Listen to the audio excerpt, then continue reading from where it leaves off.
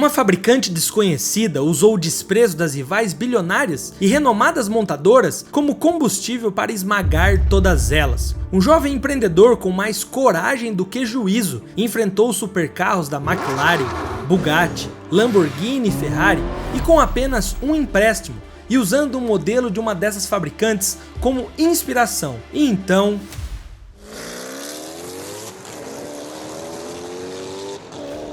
como que essa fábrica com menos de 500 colaboradores conseguiu superar empresas com mais de 2.500 funcionários? Qual o segredo deles para conseguirem derrotar as centenárias, respeitadas e ultra tecnológicas marcas que você conhece mundialmente? A Koenigsegg não precisou ir até o inferno para ganhar o reconhecimento que tem hoje. O inferno foi até eles. Eles passaram por tudo, desde concorrentes desleais e até incêndio na própria fábrica. Mas Christian não desistiu e você vai descobrir hoje os frutos que a Koenigsegg colhe desde então e como a...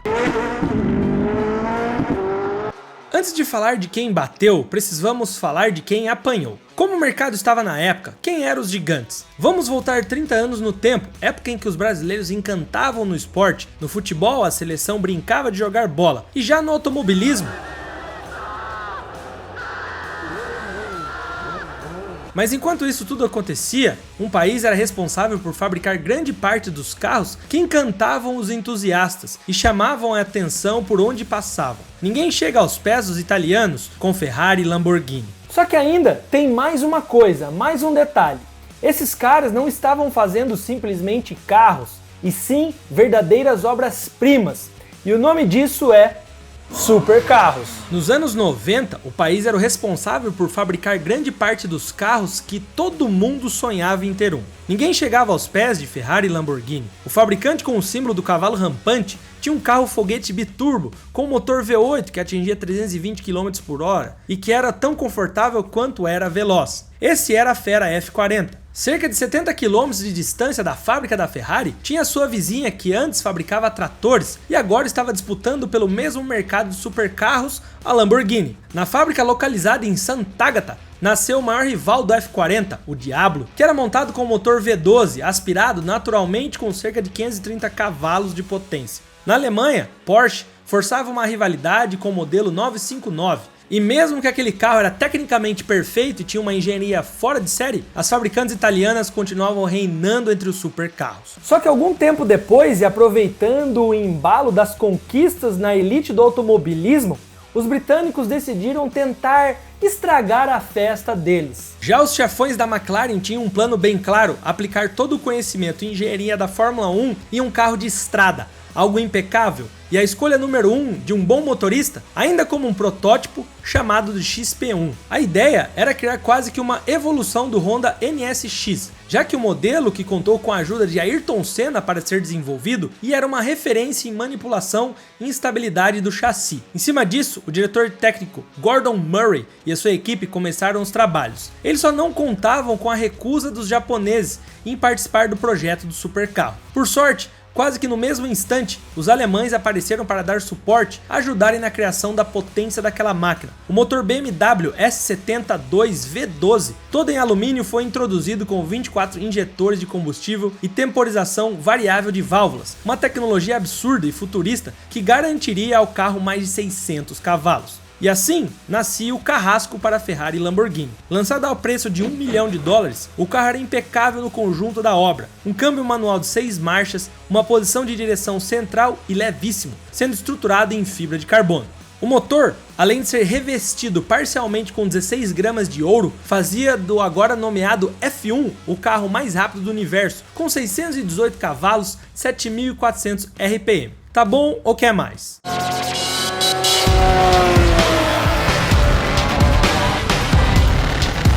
Ali, os italianos passaram a perceber realmente que eles não eram os únicos capazes em construir aberrações, e se eles se acomodassem e não buscassem evoluir ainda mais suas máquinas, virariam um passado. Os britânicos queriam entrar de vez na cena dos supercarros, e até a Jaguar entrou na brincadeira com o modelo XJ220, que batia 350 km por hora. Todo esse movimento de mercado começou a afetar o mundo. Todas as fábricas, das menores até as maiores, pensariam em estruturar um supercarro, e foi nesse embalo que apareceu um sujeito anônimo e improvável, querendo entrar nessa brincadeira de bilionários. Christian nasceu em 1972 em Estocolmo, na Suécia. Inspirado pelo longa-metragem de animação chamado O Grande Prêmio de Pinchcliffe, aos 7 anos de idade, o pequeno Christian já se interessava por mecânica, engenharia e eletrônica, e inclusive pilotava kart. Mas a sua verdadeira obstinação, seu sonho mesmo, era bem específico e mais maluco do que todas as outras crianças que ele convivia: construir um carro e então começar uma fábrica de carros. Christian von Koenigsegg era um jovem empreendedor com 22 anos e ele só tinha duas motivações: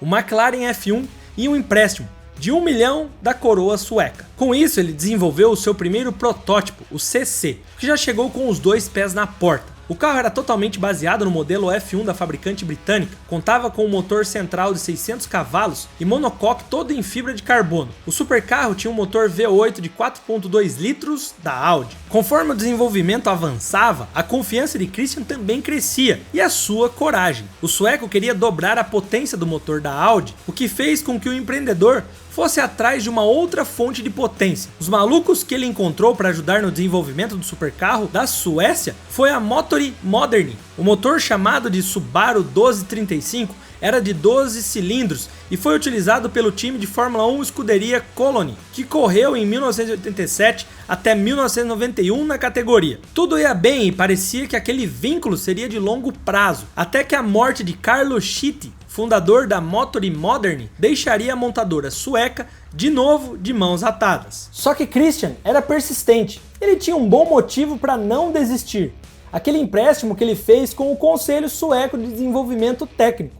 Ou seja, nada como uma boa dívida para motivar o ser humano. Então, o sueco tinha uma nova parceria. Agora o seu protótipo passaria a usar um motor V8 modular da Ford, que era utilizado no Mustang Cobra. O motor modular nada mais é do que uma potência que consiste em vários módulos que podem ser substituídos individualmente para facilitar o reparo ou conserto se necessário. Aquele design de motor era extremamente robusto e logo foi adaptado para 4.7 litros, contando com a adição de um superalimentador centrífugo. Diferente dos turbocompressores lentos no final dos anos 90, o superalimentador centrífugo é diretamente ligado ao virabrequim. Conforme o RPM aumenta, a saída de ar comprimido também aumenta, deixando a janela de potência máxima do V8 mais longa e linear, assim como o motor naturalmente aspirado, mais potente como um turbo alimentado, o melhor dos dois mundos. Com as bielas de titânio, um sistema de lubrificação de cárter seco, fibra de carbono nas tampas das válvulas, uma transmissão manual de 6 velocidades e incríveis 655 cavalos. Aquele protótipo tinha evoluído e nada melhor do que trocar de nome. Agora o CC seria chamado de CC8S, sendo 8 indicando o número de cilindros e o S se referindo a Supercharger, ou como eu disse anteriormente, superalimentador. Aquele estava finalmente pronto para se apresentar ao público. Então, a Volvo finalmente tinha uma montadora vizinha para chamar de concorrente. Só que não era porque a Koenigsegg era nova no mercado que as outras rivais dariam a ela uma colher de chá. As críticas viriam se fosse necessário e então veio. Quase não se pode contar carros como Koenigsegg. Quando houver 50 dirigindo por aí e as pessoas disserem "isso é bom", aí eu considerarei um carro de verdade. As pessoas nunca aprendem a primeira lição, que é não falar demais antes de construir o carro, disse Gordon Murray, criador do McLaren F1. No momento, Christian começou a planejar atualizações para o CC8S, um que mostrasse que sim, a Koenigsegg viria forte para o mundo dos supercarros. Só que aí, um desastre aconteceu. Era uma tarde de sábado típica na Suécia, fazia muito frio naquele dia, em fevereiro de 2003, mas a produção seguia a todo vapor na fábrica da Koenigsegg, até que o telhado do prédio começou a pegar fogo de repente. Rapidamente as chamas se espalharam pelo telhado, consumindo grande parte da fábrica e milhares dos projetos de carros e motores futuros de Christian. Todos os projetos eram detalhadamente feitos à mão. Os carros que estavam parcialmente montados e finalizados e algumas ferramentas essenciais foram salvas, mas a fábrica não tinha onde operar. Onde eles poderiam se alocar e continuar a produção? Eles abandonaram 100% a instalação queimada e partiram para um hangar abandonado em uma pista que antes abrigava o esquadrão de voo mais antigo da Suécia, o Esquadrão Fantasma. Eles receberam esse nome porque os moradores da região nunca viam, apenas ouviam os seus jatos, já que o esquadrão só trabalhava no período noturno. Em homenagem a isso, a Koenigsegg colocou o símbolo de fantasma em todos os carros como um sinal de respeito, e eles passaram a chamar os clientes, fãs e funcionários de Esquadrão Fantasma. Inspirado na história do esquadrão sueco, Christian decidiu seguir o próximo projeto com base visual nos fantasmas como uma forma de homenagem, mas não tão diferente assim do CC8S. Apenas uma coisa era realmente muito distinta do antigo modelo: a potência. O motor modular agora teria um supercharger adicional, 2 super alimentadores para um mesmo motor, e o que antes era 655 cavalos pulou para quase 820, fora a adição de freios e rodas maiores e um chassi e suspensão aprimorados. Quase 2 anos depois da tragédia que custou o espaço de trabalho e vários projetos de Christian e sua fábrica, o CCR se apresentava ao público, buscando calar a boca de todos os críticos e das montadoras bilionárias que não queriam ganhar uma nova concorrente.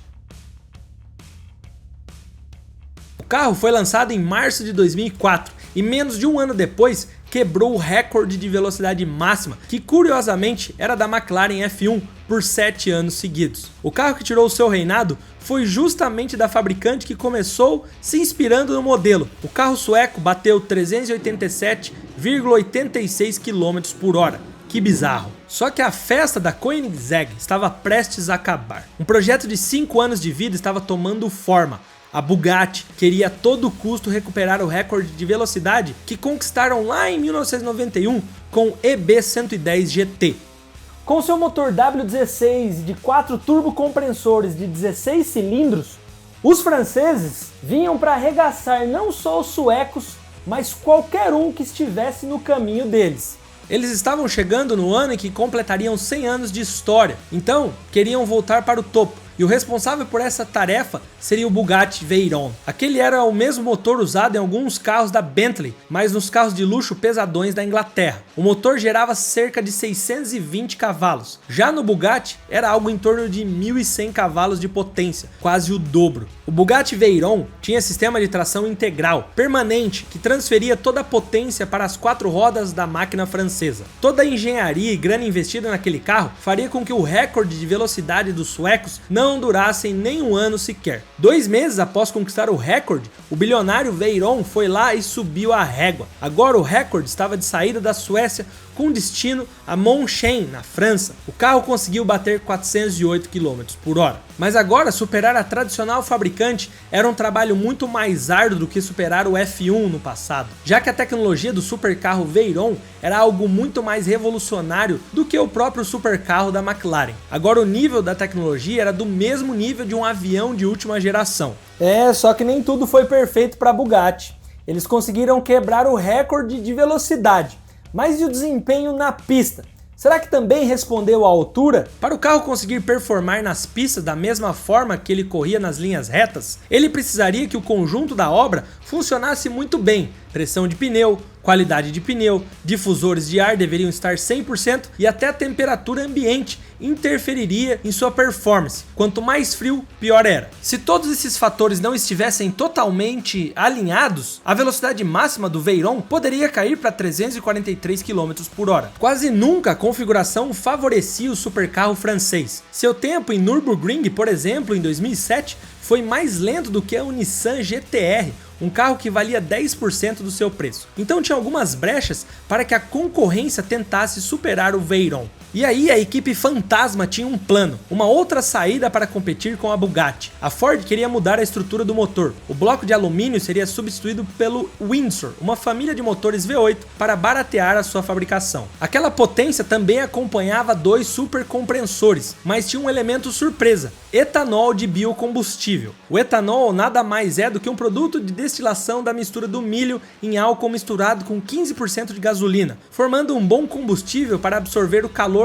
do ar de carga. Tudo isso também gera uma maior octanagem, o que faz com que o combustível fique mais estável em pressões de cilindros mais altas, permitindo uma compreensão estática mais alta e um tempo de ignição mais agressivo, e a sua evaporação ajuda a resfriar a carga de admissão, tornando as moléculas de oxigênio mais densas e, enfim, chegar no objetivo final de aumentar a potência. A única desvantagem claramente percebida era que, como o etanol é 30% menos denso, é necessário encher mais o tanque para manter o mesmo nível de combustão e, consequentemente, precisariam de bombas de combustível injetores maiores. Esse motor ecologicamente correto, chamado E85, estava pronto para derrubar a hegemonia dos bilionários e arrancar a coroa do Bugatti Veyron. Só que tinha um problema: essas empresas gigantes são meio que todas interconectadas, e a Bugatti tinha outros meios de tentar ofuscar a montadora sueca. Você sabe onde é o local ideal para se testar a velocidade máxima de um carro? E aqui a zoeira do editor: se você respondeu a Marginal Pinheiros, você está errado. A pista de testes Erra-Lessien fica localizada nos arredores de Wolfsburgo e é a propriedade da Volkswagen. O grande problema é que o grupo da Volkswagen gerencia diversas outras montadoras, fabricantes ao redor do mundo: Audi, Porsche, Lamborghini e também, adivinhem, a Bugatti. E aí a fabricante francesa não perdeu tempo, e assim fizeram um esquema com os caras do grupo Volks para não deixarem os novatos se mostrarem superiores. Então eles precisariam de um outro plano, pensar fora da caixinha e fazer algo totalmente ousado e inovador. E se preciso, iriam sair da Europa para colocar o carro sueco no topo do pódio dos supercarros. Isso representava uma mudança por completo, desde a mentalidade até o projeto final do supercarro. Essa mudança contava com a substituição dos supercompressores para turbocompressores, uma nova transmissão manual automatizada, uma cilindrada maior e a mudança na configuração da medição do curso do pistão em relação ao diâmetro do cilindro para o carro ter mais torque, mesmo em baixa rotação. Esqueça a transmissão manual. Agora quem cuidaria de passar as próprias marchas seria o supercarro sueco. Com várias atualizações e mudanças na identidade do antigo CCXR, agora o projeto se chamaria Agera.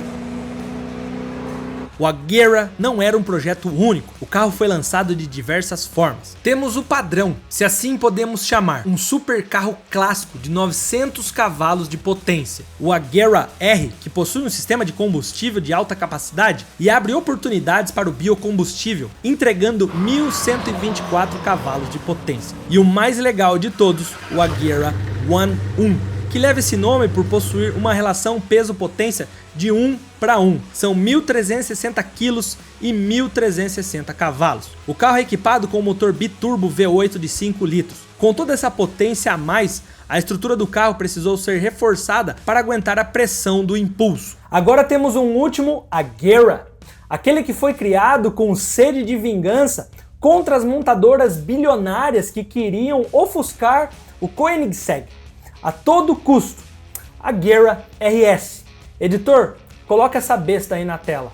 Aproveitando o embalo com o 1-1, a fábrica sueca moldaria aquele modelo para derrotar a Bugatti, que brilhava com o sucessor do Veyron, o Chiron, de 1.500 cavalos de potência que custava 3 milhões de dólares. Eles pegaram o supercarro, moldaram e mexeram no downforce, e apenas 35 quilos mais pesado, aquele era oficialmente o melhor candidato, não só para derrubar a Bugatti, mas para demolir todos os recordes de velocidade e frenagem, mesmo sem possuir tração nas 4 rodas. E em novembro de 2017, o supercarro da Koenigsegg bateu incríveis 458 km por hora.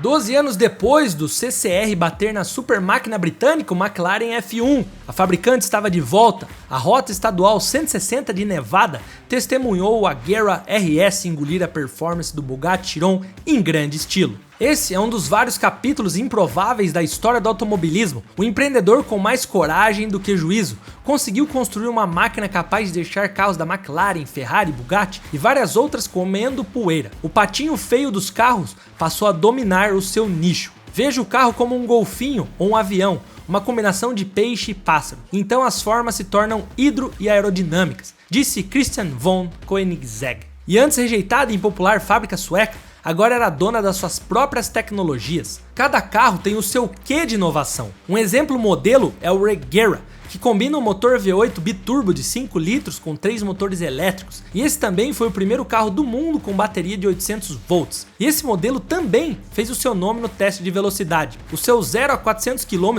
foi de 28,8 segundos. Esse também foi o pioneiro em aderir o Auto Skin, sistema que opera todos os fechamentos da carroceria de forma totalmente automática em apenas um clique. A marca da Suécia não parou por aí. Mais tarde eles lançaram o CC850, que é uma homenagem ao antigo CC8S, e possui quase 1.400 cavalos de potência e promove aí um câmbio manual de 6 marchas ou um câmbio automático de 9 marchas na mesma transmissão. Você que escolhe. Se para nós, grandes leigos no quesito fabricação de supercarros, já é uma grande surpresa que uma empresa minúscula como a Koenigsegg viva sem depender de grandes fabricantes. Imagina para os bilionários que têm 1000 vezes mais funcionários e que não conseguem fazer o que os suecos fazem. As baterias, motores, transmissões, turbocompressores e suspensão, todas essas peças que a maioria das montadoras encomenda de terceiros, a própria Koenigsegg fabrica.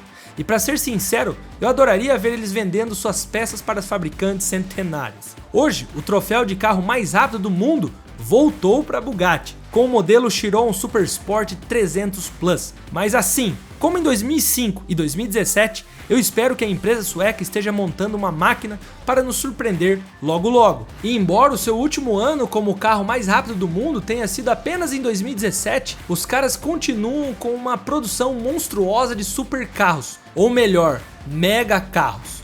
E não, você não ouviu errado.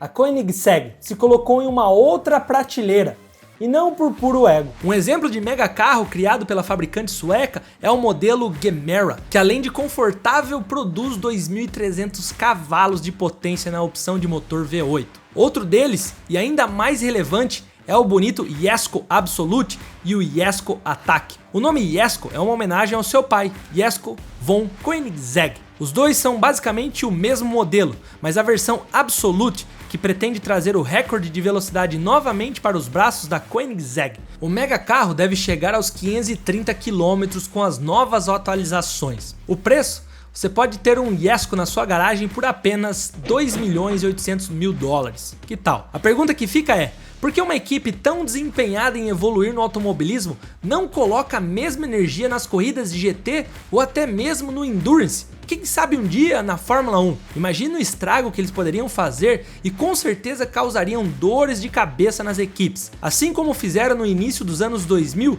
com os seus supercarros. Inclusive, não seria má ideia alguma ver o Koenigsegg colocando equipes tradicionais de corridas no bolso também, assim como fez uma fabricante japonesa com uma inovação única na categoria mais insana e difícil do mundo, as 24 horas de Le Mans. Como que uma equipe sem tradição derrotou os gigantes com 3 pilotos improváveis, e um deles, ex-presidiário que pilotou o famoso 787B, o carro que venceu e foi banido. Por quê? Bom, as respostas já estão começando aí na sua tela, te vejo já.